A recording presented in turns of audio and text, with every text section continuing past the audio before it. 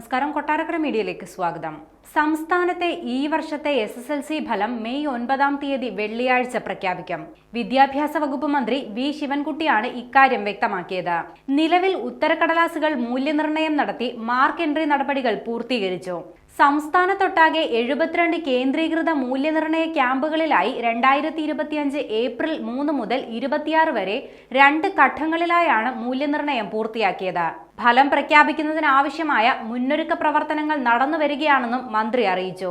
സംസ്ഥാനത്തൊട്ടാകെ 2964 കേന്ദ്രങ്ങളിലും ലക്ഷദ്വീപിലെ 9 കേന്ദ്രങ്ങളിലും ഗൾഫ് മേഖലകളിലെ 7 കേന്ദ്രങ്ങളിലുമായി 4,27,021 വിദ്യാർത്ഥികളാണ് ഇത്തവണ പരീക്ഷ എഴുതിയത്.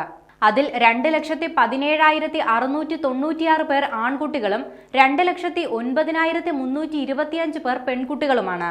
സർക്കാർ മേഖലയിൽ 1,42,298 വിദ്യാർത്ഥികളും എയ്ഡഡ് മേഖലയിൽ 2,55,092 വിദ്യാർത്ഥികളും അൺഎയ്ഡഡ് മേഖലയിൽ 29,631 വിദ്യാർത്ഥികളുമാണ് പരീക്ഷ എഴുതിയത്.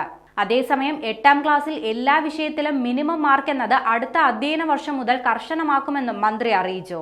5, 6, 7 ക്ലാസുകളിലും സബ്ജക്ട് മിനിമം നടപ്പിലാക്കും. പുതുക്കിയ പാഠപുസ്തകം പരിചയപ്പെടുത്തുന്നതിന്റെ ഭാഗമായി മുഴുവൻ അധ്യാപകർക്കും മെയ് 13 മുതൽ പരിശീലനം നൽകുമെന്നും മന്ത്രി അറിയിച്ചു.